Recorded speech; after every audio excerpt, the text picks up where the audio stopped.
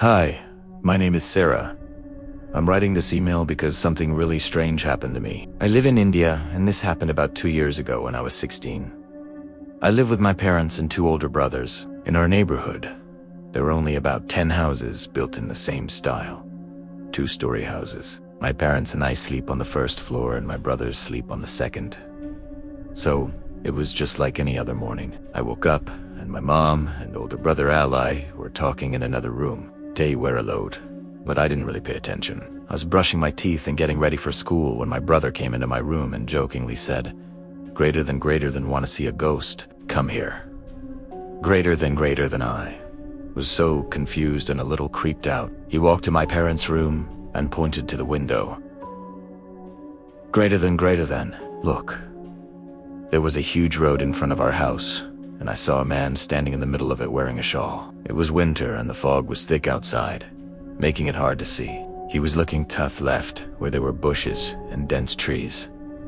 It looked like a small forest. My mom was terrified, having never seen him in our neighborhood, but I thought he was waiting for someone. We watched him for about 10 minutes, and what really gave me the creeps was that he just kept staring at the bushes without moving a muscle. Then we shrugged and started getting ready for the day. My older brother Asad used to always take me to college on his scooter, and as we were leaving, I saw the man standing in the middle of the road, still facing the bushes. My brother passed him and I watched him closely for a few seconds. He was wearing white pajamas and a light brown kurta. His shawl was off-white and covered him from head to knee.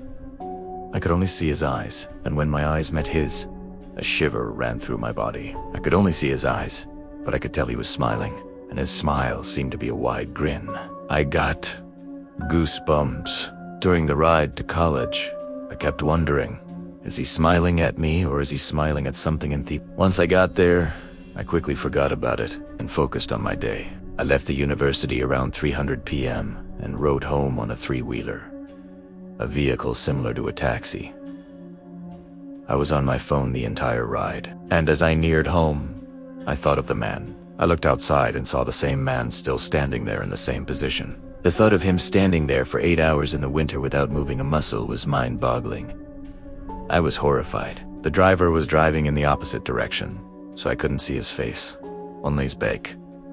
I wondered if he was still smiling. I went home, ate, and slept. I woke up around 1:06 p.m., the time my dad usually gets home from work. My mom and I were talking about the day, and I had completely forgotten about the man. Then my dad arrived and told my mom he had been standing there since morning. I ran to the window and sure enough, he was there, staring at the bushes, not moving a muscle. Before coming home, my dad went to the man and asked him why he'd been standing there all day, but he didn't say anything. We were all so confused as to why he'd been standing there all day, especially in the winter. After dinner, before bed, my dad told us to lock all the doors and windows. He didn't usually say that, so I figured it was about the man. I locked everything and double-checked to see if he was still there, and to my surprise, he was. We went to bed, and the next morning, I was eating breakfast and watching TV.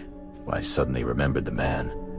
I looked out the window and he was gone. He hasn't been seen since. We were all horrified by it, but after a few days, we all collectively forgot about it. I asked countless questions like, why was he standing there? Why was he staring at the bushes? Was there something in the bushes? But we never got any answers.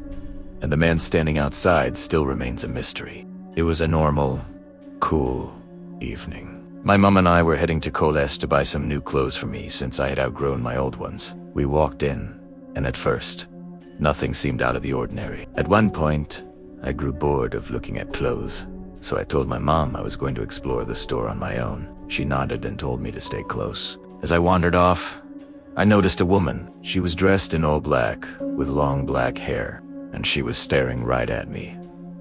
Her eyes were wide open. Black eyeliner stirred down her face. Her eyes were so wide it looked unnatural.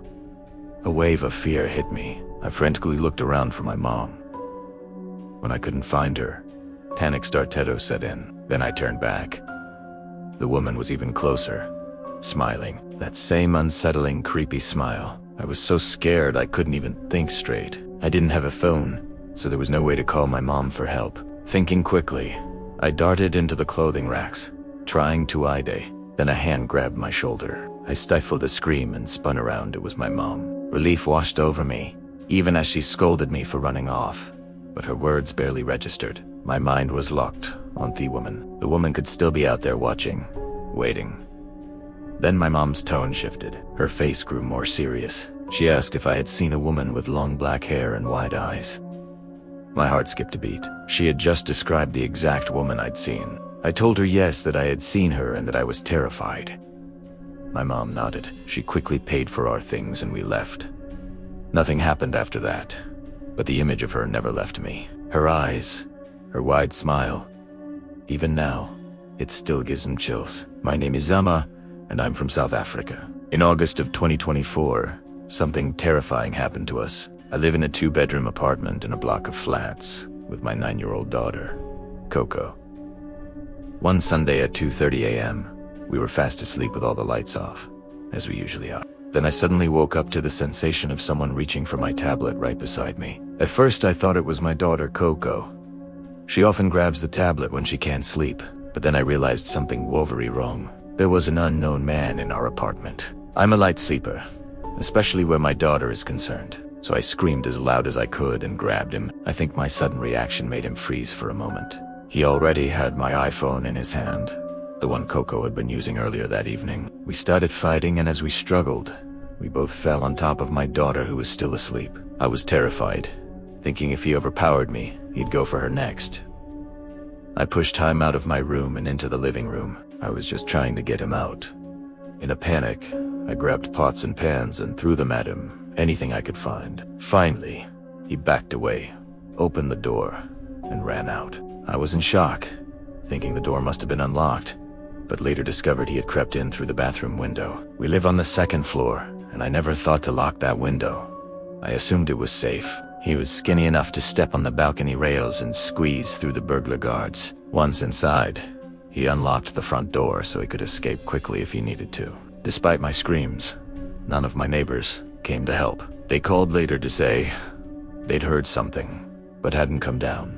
I was devastated, but at least I managed to cancel my bank cards on Apple Pay before any payments went through. We don't live in that apartment anymore. We're okay, but we're scared of living alone for now. A few days later, we found out there was a group of thieves targeting homes in our area. I was the only person who woke up during the break-in. Others lost much more valuable items. 2 days after our incident, one of the thieves was found dead in the morning. I don't know whether it was the same man who entered our apartment.